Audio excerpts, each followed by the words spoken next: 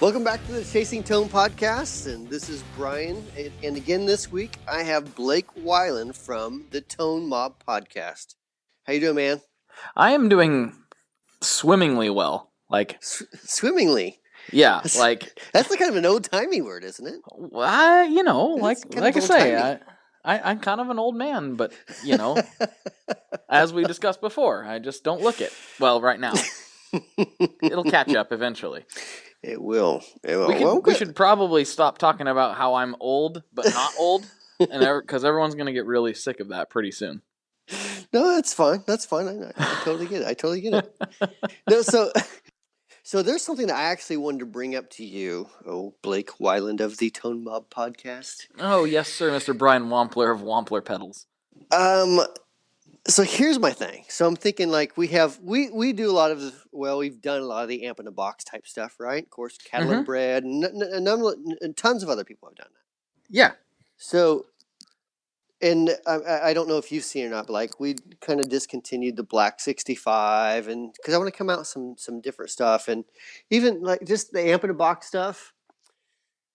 I don't know. I'm on the fence of like, I've kind of done it already. What's next? You know.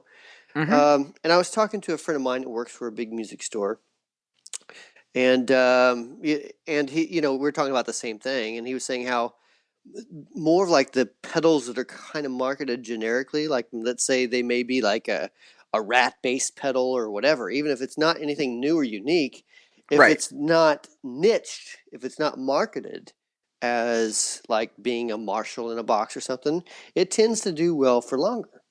And I thought that was interesting because I thought,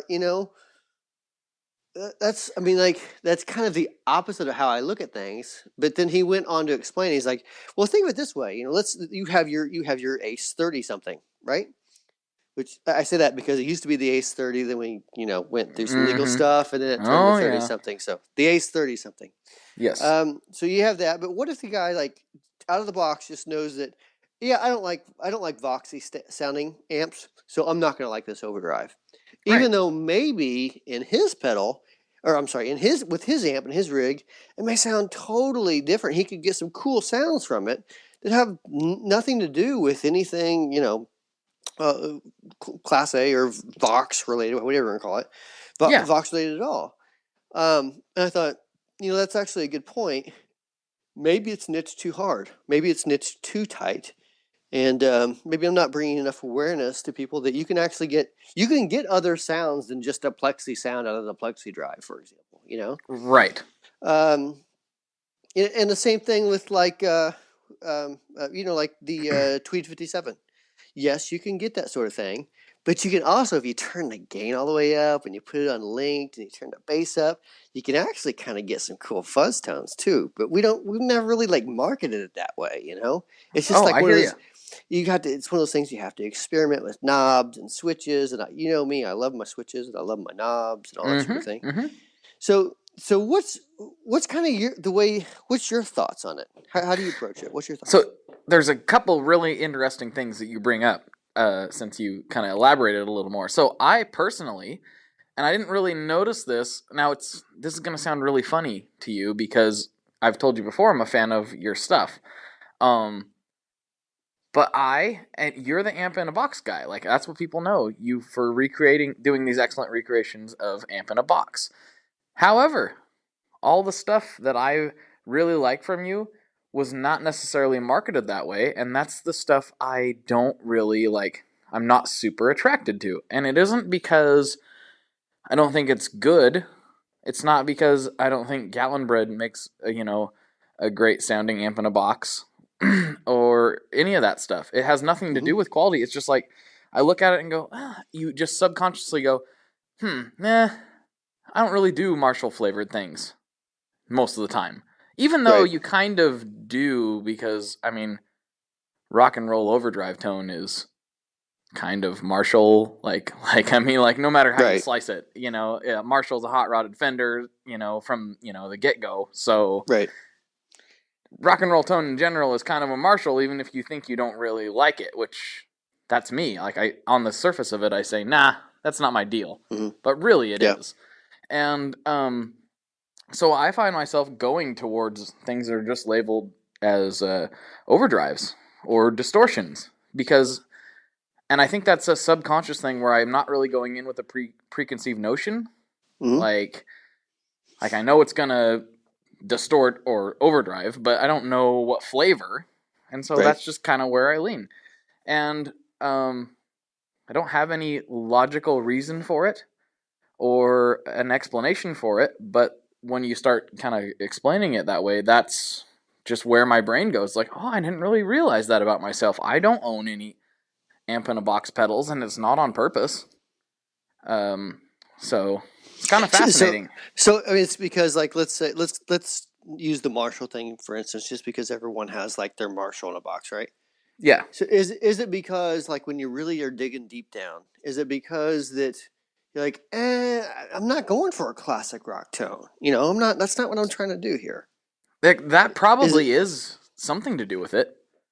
It's almost getting a little bit deeper than I realized when we started talking about it. Like, maybe it is that. Like, I'm not going for that. I'm going for this. Like, I kind of generally listen to heavier music Hmm. most of the time. I listen to a lot of aggressive stuff, and then um, it's like I'm not going for AC/DC, and that's kind of what my brain goes to when I think Marshall, even though that's not necessarily true. Right. Or Um, plexi. Yeah. yeah, and kind of to that same point, in listening to previous episodes, like I remember Travis talking about Marshall clean tone, and I'm like, Yeah. Marshall clean tone? The heck's this guy talking about? Marshall don't do good clean tone. It's all about the Fender clean tone. And then Have, I plugged have you in ever a heard of? vintage. Have you ever heard of Hendrix? This guy named we Jimi Hendrix. we talked about Jimi Hendrickson or whatever. Like we talked about him on a couple episodes ago. Like Oh, I okay, don't know. okay. Yeah, I don't know who that guy is. Uh, I don't like him at all. He's you terrible. youngsters, you youngsters. But no, like just I'm kind of just looking at it from a surface level. Like, Hmm. and then I plugged in a vintage. It was kind of modded, but it was a Marshall Artiste, Hmm. which some people will say is a horrible Marshall. I thought it sounded phenomenal, and Never played through it. the clean tone was out of control. I was like, oh, this is what Travis is talking about. As soon as I plugged in, I was like, I'm an idiot. I get it. You know what I mean? Um, kind of went off of what I was talking about, but it's I think what it boils down to is preconceived notions. Yes. Yeah. You're right. And Um, you know what's weird? So I've been doing a lot of different videos over the past couple weeks because, well, of course we used to do this podcast like video stuff, right? right. Where you see three dudes sweating on a couch or whatever, and that kind of played its course, and I just want to do something different. So I'm in the middle of filming some different things for the next life, I guess, of what we're going to do on YouTube. Yeah. And in the process, I'm running a bunch of heads into the same cabinet, mic'd all the same. And I notice, when you crank these amps up, you can get them to sound like 5 degrees different. Like they're all pretty similar through the exact same speaker setup and mic setup and everything. They're very very similar to the guy that's listening. I mean, if you're a pedal nerd like me, or I mean, a guy like Dave Friedman who's been working with tubes all his life, then you're like, Mm-hmm. no, I can totally hear the 6L6s versus the L34s or whatever. But for like really, if you look at it objectively and you turn your back to the audio that's being played, Right. it's actually pretty similar. It really is, and it's really weird. Unless we're talking like, well, this is a Mesa Boogie triple rectifier versus a Fender Champ. Well, yeah, of course that's totally different. But I Right. mean, we're talking blackface versus like a twin versus like a plexi versus like a basement. Like all, I mean, they're really similar. And so I was digging deeper. I'm like, there's so much sound that is actually like the cabinet and the speakers. Like Oh yeah. a huge amount of the sound is just the cabinet resonating and the speakers moving in a way and clipping in a certain way. And it's all like that whole component all working together to really get that sound. Yes. It's not just the tubes doing that. It's not, it's not just the head. And I don't know if you've seen the room I work. Well, you've seen it on the videos. The room I work in is full of amps. So I'm Mm-hmm. like plugging everything, like trying to like substantiate what I'm thinking. I'm like, okay, so sure, I think that's the word, substantiate. I barely graduated school. If it's not, I'm sure someone will correct me. But anyways, I'm trying validate. That's the word, validate, not Validate. substantiate. Okay, so Validate, idiot. well, that's what you get from a guy that had to have two PE classes in senior year so he could graduate. Anyways, so I'm sitting here thinking that like there's that sound of the particular amp, whether you're going for, let's say, a Bassman Mm-hmm. versus a deluxe reverb, there is a gigantic amount of sound that comes from the cabinet itself and the speakers and how It's it's huge. interacting with each other. It's So so I, big. I don't think a lot of people really take that into account, really. You know? Yeah, and I don't know why that is exactly, because I've always, ever since I started getting into, sounds kind of weird, getting into tone, because there was a point in my guitar playing life where I started getting into tone. Like, oh, wait a second. This crate doesn't sound very good. Because I just heard this other thing that I plugged into and it sounded amazing. So Mm-hmm. why is that? So there was a turning point, and I always thought, well, combo's convenient for certain things, but head and cab's where it's at for versatility. You can swap between different things. I mean, that was always my mo, and yeah, it's enormous how much cab and speaker configurations affect the tone. It's and I'm kind of in a weird situation where I have multiple cabinets in different styles, but they all have different speakers. So Mm-hmm. I'm not really sure how much the cab configuration is contributing to things or it's the actual speakers themselves, but I know that Right. it's enormous. Oh, it is. I mean, and I mean, just because I'm able to, because of 95% of what I do is like design guitar effects. you know, with the other you? percent You being did? Oh wait, you designed guitar effects before. yeah. So I actually have a bunch of I have a couple 212s and a ton of 112 cabinets, all with different speakers in them.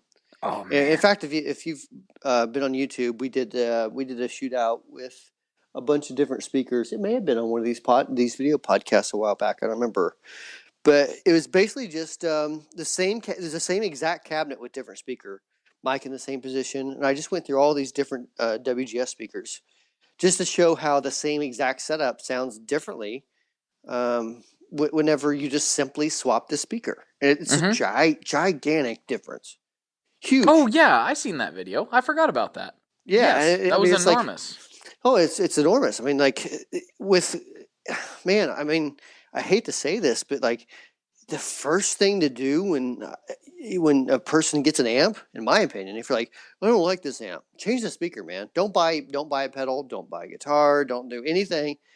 Change the speaker. Spend $60 or $70 or whatever, and get you a speaker. You know? That is super valid because it just sometimes when we're talking, like things just kind of come rushing back. Um, my friend's dad has one of those tweed Blues Juniors with the Jensen in it, Yep. Yep. and that amp sounds really good.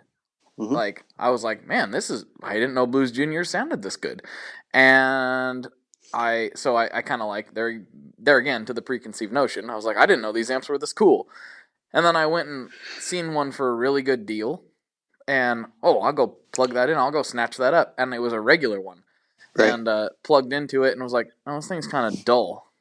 Yeah. I didn't know that the speakers were different until like 6 months later. I thought it was just the tweed covering. So Yeah.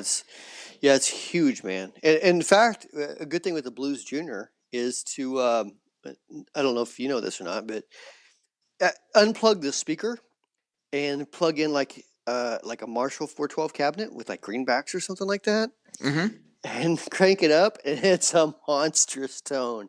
It's just a raging monster. It's so glorious and great.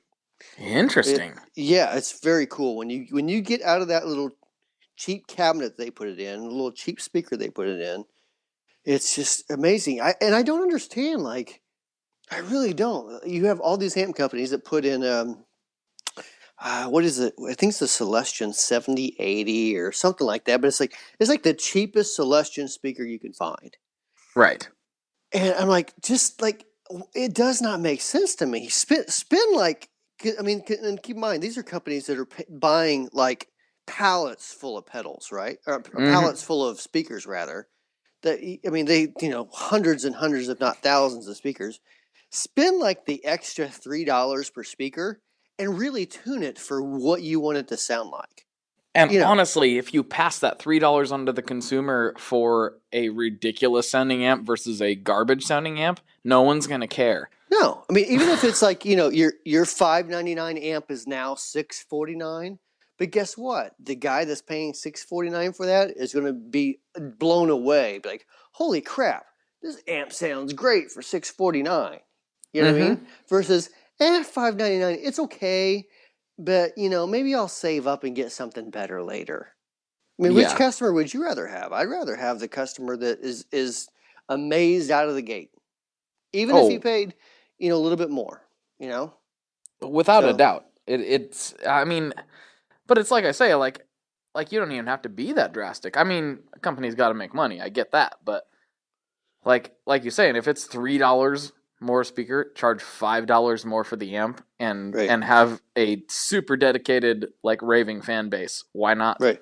Well, and to be really totally honest, and I'm sure some of the people listening to this podcast, like, at least are, the other people that build gear and stuff are really probably going to like stick their thumbs up in the air on this one. I mean, I think that's what separates guys like us who sell $200 pedals, and your Earthquakers and your JHSs and your Walruses and your, I mean, you like everybody that doesn't look at the Excel spreadsheet and think, let's see, how can we cut an eighth of a cent here? You know what I mean?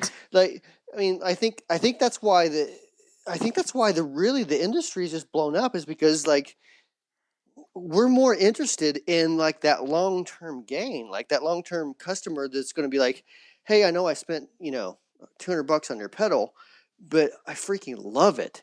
I'm glad I bought it, rather than, well, I spent $80 on this pedal and it's okay. It'll last. Maybe I'll trade my buddy for something that he has, Oh, totally. Well, and I mean, not to delve too deep into like marketing stuff, but like, isn't that the reason this industry exists in the first place? Exactly. Like, That's what I'm saying. I mean, I think that's why we're all here anyways, is because that's kind of how we're all approaching it. All the smaller guys anyways, well, and that's why people are listening to things like this. Like, nobody, like, I don't know, maybe they did it at some point, and I should probably not say this, but like, no offense, but do you think Boss put out a podcast that like people listen to it? Like, I don't know. Like, it's not about that. No, in fact, it's funny. So I remember 2000. I'm guessing years here. 2002-ish, 2004-ish maybe. I was in a music store. It was probably a Guitar Center or something, and there was like a CD that Boss, like, I can't remember if it's free or if you buy a pedal and it came with it, but it was like all these sound clips. You know what I mean? So you'd pop this CD into your CD player, and it was literally like there was an announcer and a sound clip. So it'd be like, Boss SD1. Like, then that was the guy's voice, right? No. And it'd be like, burr, burr, burr, burr, oh, and then no. and then they go to the next track, Boss OD3. Yeah. It's just, and all the sounds like were so mediocre, like so mediocre. I'm like, why? If you're going to go to this extent, at least make it killer sounding, But that's a nightmare. Yeah, it was. Yeah, but I mean, apparently that was a marketing attempt, back then before. Well, I can't say all the boutique guys, but a big majority of us existed. I mean, you still had the pioneers, Keeley and Analog Man, Barber, and all those guys. But yeah, it's just a different world. I didn't say that to like rip on Boss because I actually think a lot of their designs are great and they have some really cool sounding things. Generally speaking, that's like vintage or the super new stuff they've come out with. Like they just had this period of meh. Yeah. Well, what? Okay, so to you, what is that period? Which period is this? Let's see. Which period is mediocre? Is me like I mean I hate to be painting with such broad strokes, but to me it's pretty much anything from the early 90s to up until 3 years ago. Like, did they So do anything super rad that I could be just like ignorant and not knowing about? So that's to be taken I into account here. I don't I don't know. I mean, I speak more from like a gain perspective. So like to me, it's a huge turnoff to be talking about like COSM, COSM for those who Mm-hmm. don't know what I'm talking about. COSM modeling. It's like, Yeah. how about I got a real good idea, guys. Great idea. Let's think about this. How about just hear me out? How Okay. about we Yeah. stay Uh huh. analog and not go digital? What do you think with the distortions? Like let's just stay analog because that's what's cool and that's what kicks No. ass. You know? No, Brian, stop. We need digital distortion because it's cheaper to make it sound like the real. Wait, no. But to do it right, it's really not. I mean, Okay. I actually had a great conversation with. I have to keep names disclosed here, but um, I had a very great conversation with someone who's very well known in the digital industry that makes distortion stuff, and they were explaining how extremely hard it is to really make a great digital distortion because of all the things involved. And Oh like yeah. and the processing power that it really takes to do it. They're like to really do it right. I mean, it's hard to get it into a pedal. It's like it's so much easier to just do it in analog and do it right. You know? This is very very fascinating because I mean I don't know how this is kind of weird. I'm not really sure how in depth to go with this, but like I talked to Robert Keeley about the same thing on my show, and Hmm. he said the exact same thing that you Hold just on, said. hold on. Let's pause for your show being the Tone Mob Oh, Podcast, available that's at why I was. iTunes now. Download it now. This this message brought to you by Tone Mob Podcast. Anyways, I'm sorry. Go Tone bob. ahead.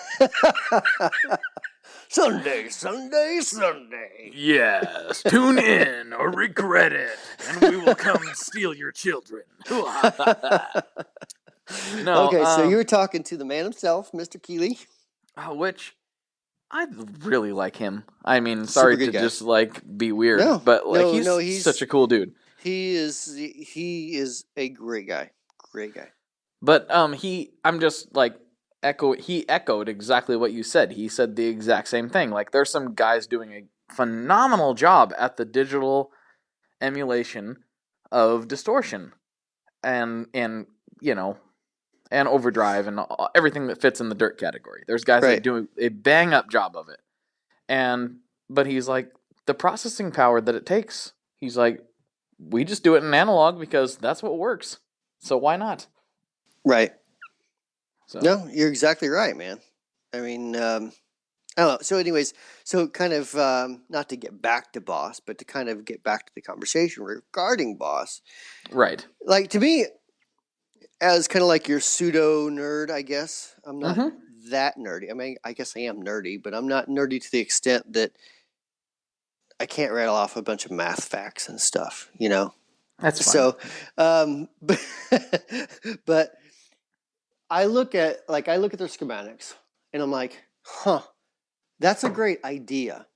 Now, poorly implemented, but a great. But I mean, like I look at things a lot like Legos, and I've talked about this before. There's building blocks. You have this type of gain stage. You know, gain stages A, B, C, D, E, and F. Those Mm-hmm. are what you're working with. So you have the red, blue, yellow, greens, and whatever colors of Yeah. Lego blocks. Now, how you arrange those makes a big deal. What you put in between those gain stages and how the parts you put around those gain stages, that's a gigantic deal. And I honestly feel that that's why I did so well with like the modification stuff early on, is because I looked at those schematics and I'm like, that's a great idea. But like, why are you throwing so much bass into that stage? That's stupid. That's going to make it sound tubby, Right. And so simple changes like that really just change things a lot. So I mean, let's take the Mega Distortion, the Boss MD2 Mega Distortion. Mega. I mean, what you have is a couple op amp stages, normal. Right. And then you have this crazy gain stage, which is kind of like a phase inverter on a tube amp. Okay. And I forget what it goes into after that, but I remember seeing that and I'm like, that's like a phase inverter, like with transistors. That's cool as hell. You know what I mean? Like that's just like the guy that came up with that. That's awesome.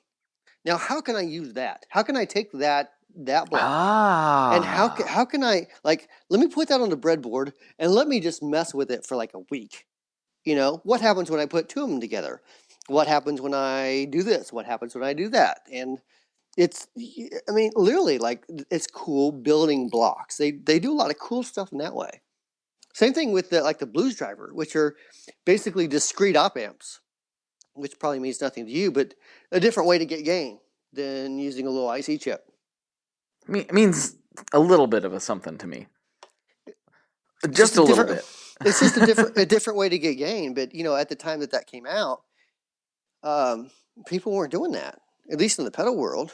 Right. So I mean, like a lot of that stuff is pretty innovative. But like I said, poorly implemented. I mean, all the mods that exist for the blues driver. I mean, you can really take that pedal and make it so much better. And what's funny, just for the heck of it, this has been probably 4 or 5 years ago. We did one in perf board. That circuit, I did a bunch of changes, and I'm like, what? Yeah, like if you really pay attention to layout, and if you change everything between the stages and how the stages are reacting and all the frequencies and all that stuff, you can really get a great overdrive out of this.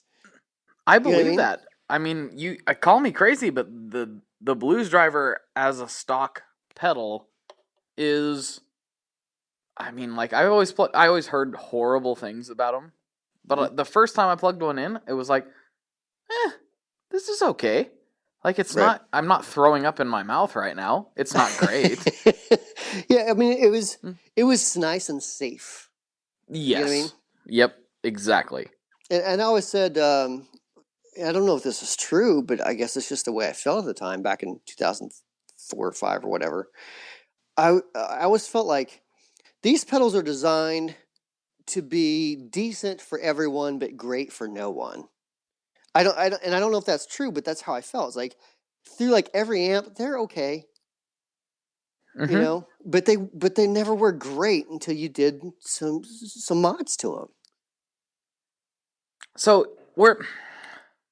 now it's me doing it, like LED clipping, for example. Oh boy, yay! I was gonna go a different direction with that. Oh, you go wherever you want. I thought you were trying to goad me into talking about LED clipping. No, we're not going to talk about that yet. You know why? You know why? Because I'm going to be... You got to pee, don't you? No, I'm fine. But I'm going to be you and say, we're over 30 minutes. We're over 30 minutes now. Oh, we're over 30 minutes. We can't go for more than 30 minutes because if we go for 30 minutes, then people hate you. And I'm like, oh... People hate me anyways, Blake. It's okay.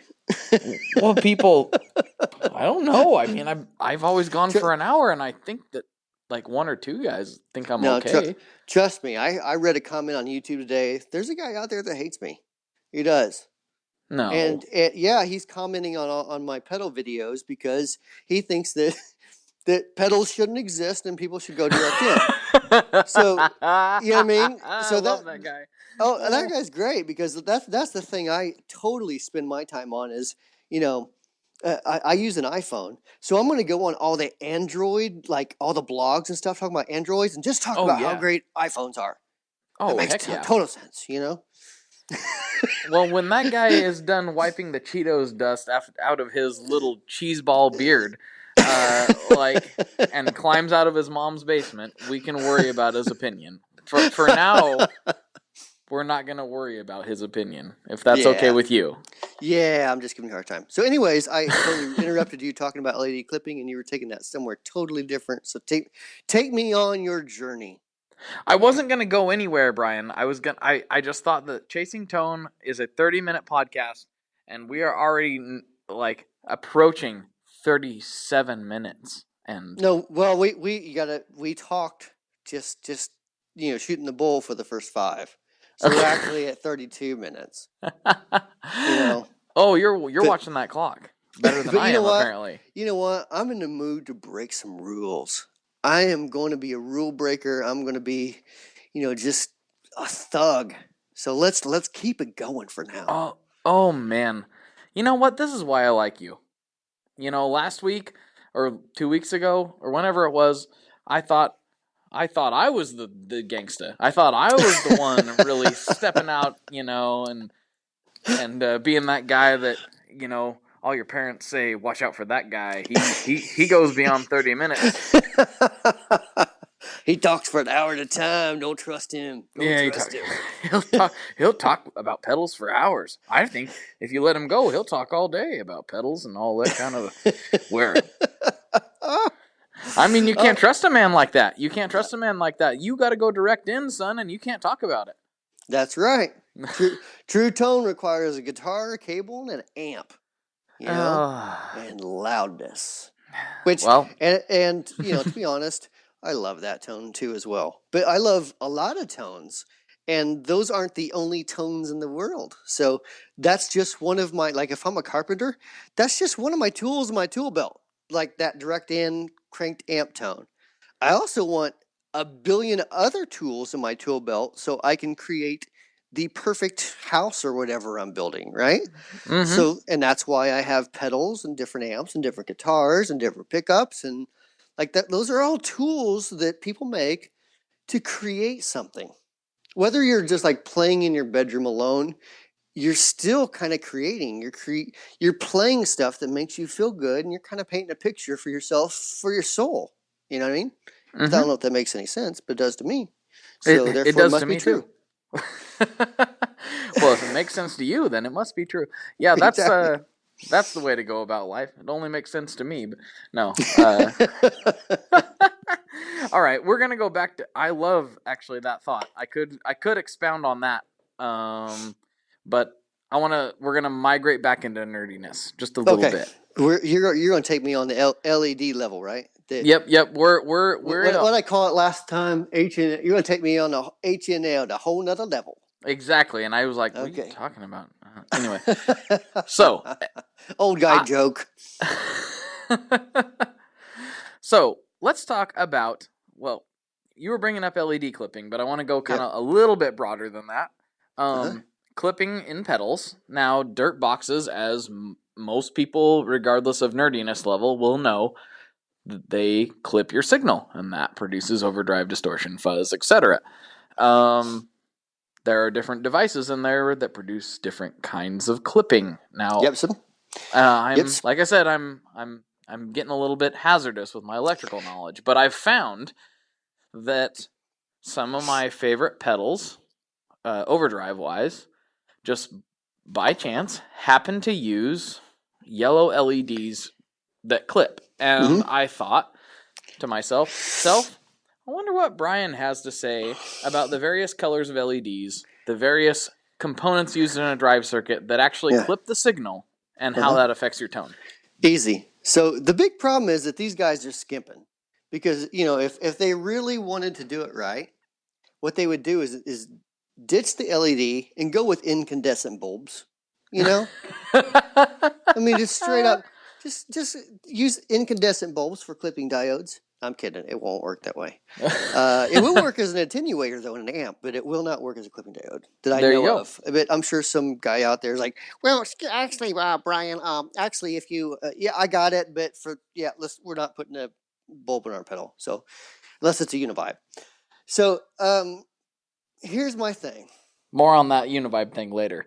So at the risk of angering a lot of my fellow pedal building brethren, is that the word? Brethren? Brethren?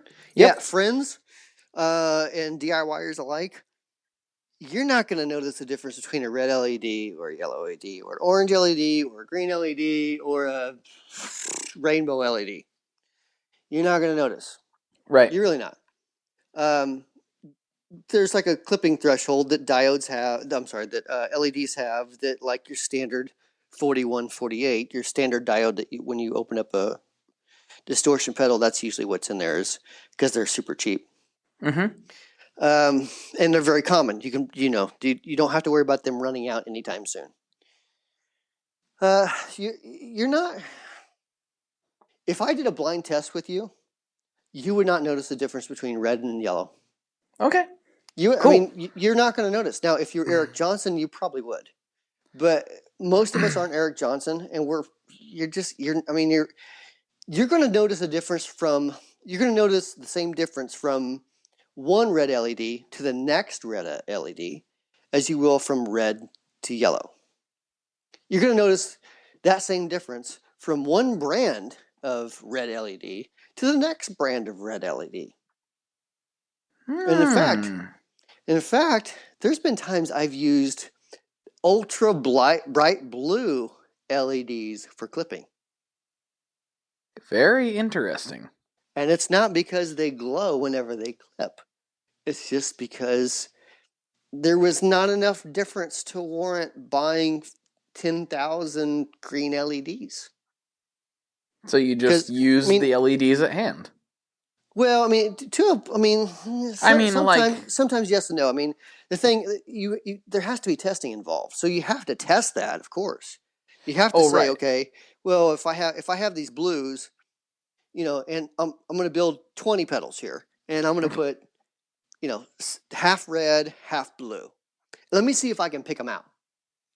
You're not. What you are going to notice before any of that are part tolerance differences. So you're going to notice that, well, my pots are plus or minus 10%. And so this one has more gain than that one. And this one is a little bit louder than that one. This one, the tone control is a little bit more, just a touch more highs whenever I put it on an oscilloscope. You're going to notice stuff like that way before you're going to notice anything to do with a clipping LED. I like that. That to me is what, I don't know, maybe I'm slightly more nerdy than the average gear guy, but somehow I doubt it. But it was just a coincidence that I found out that two overdrives I really, really liked, that's what they used for clipping. And so I just automatically assumed there was something magical about yellow LEDs that I liked. Which overdrives are these, by chance? One is the Sweet Honey overdrive. Okay, Mad Professor, right? Yep, is that, or BJFE, one or the other? Yeah, either way. The one I have is Mad Professor, and the other was a prototype. Who's that made by? A prototype. It's okay, got it's top secret stuff. The Blake Wyland prototype overdrive. I kind of wish it was, but it's not, because it actually sounded really phenomenal. I really, really wish it was for me in some way, but unfortunately, it is not. So I cry sometimes. You ever seen that Ray Dog video, Why Must I Cry? No. Is that one of your fancy rapper buddies? Yeah, this is. I'm sorry. I really apologize. Everyone, look up, if you haven't, which most of you probably have, if you look up Ray Dog, Why Must I Cry?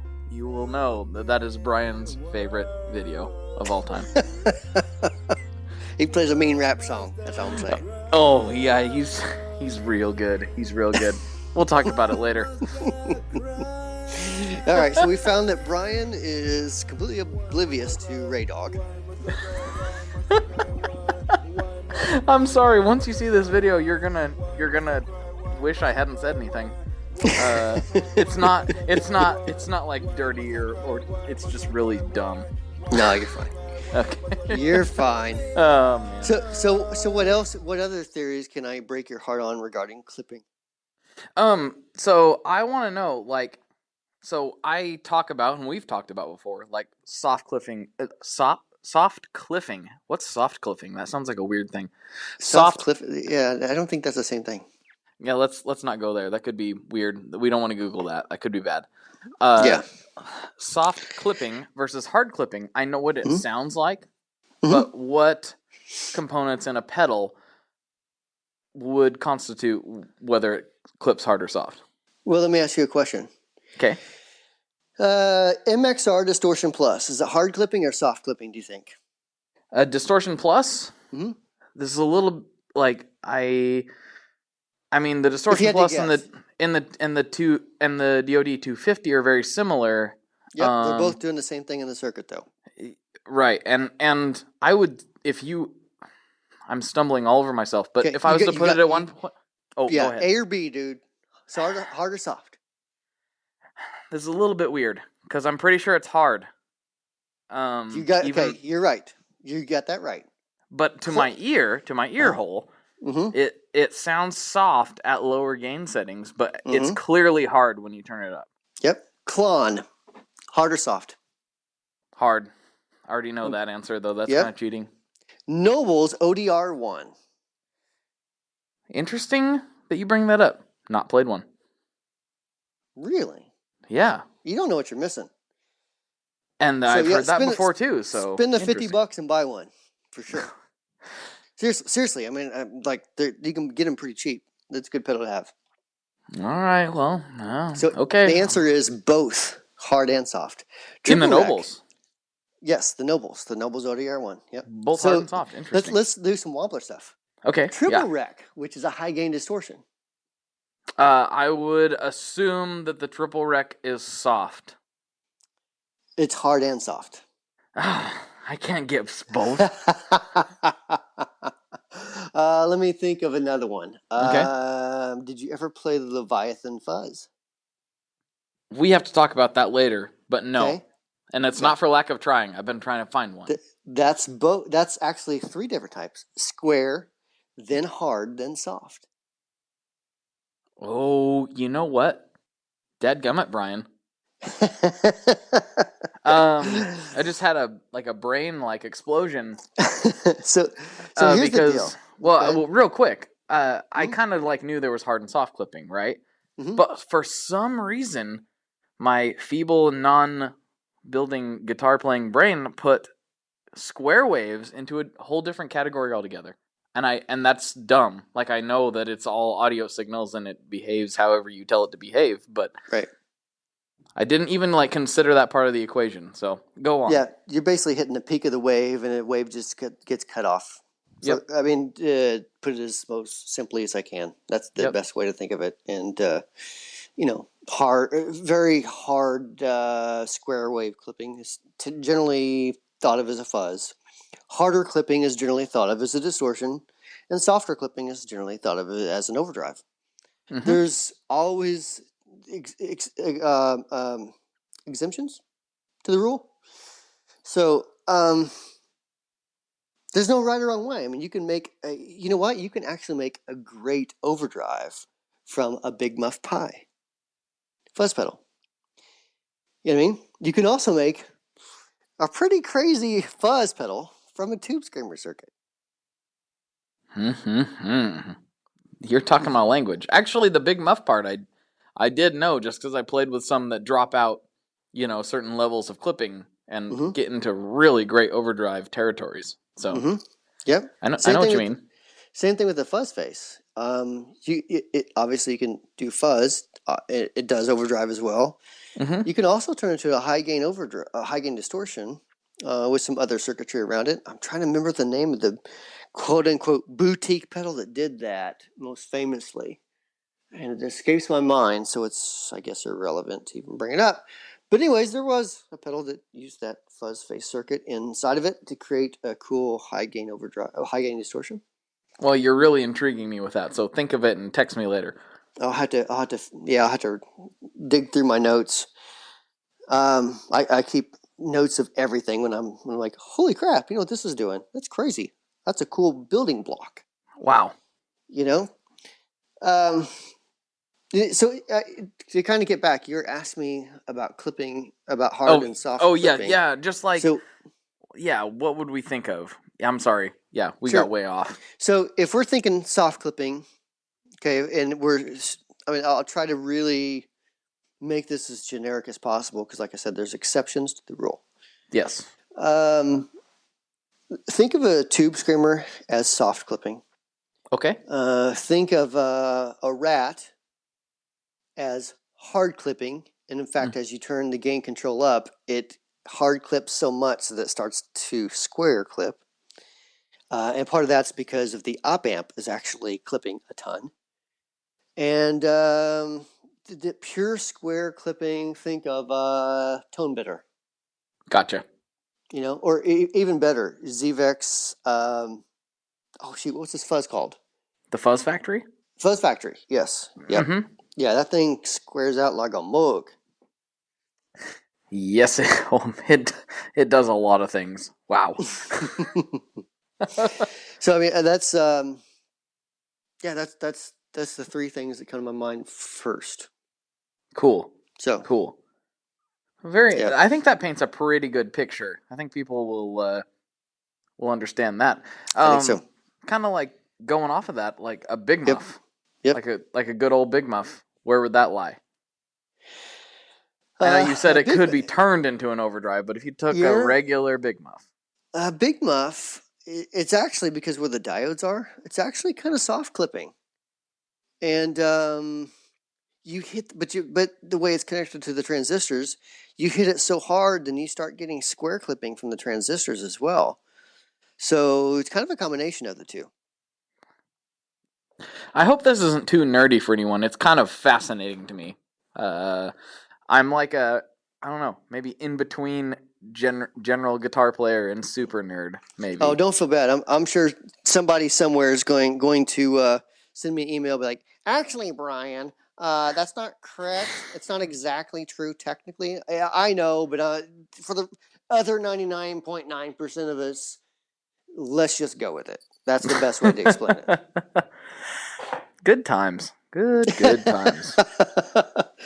So, all right. So now we're like 48 minutes or something. All right.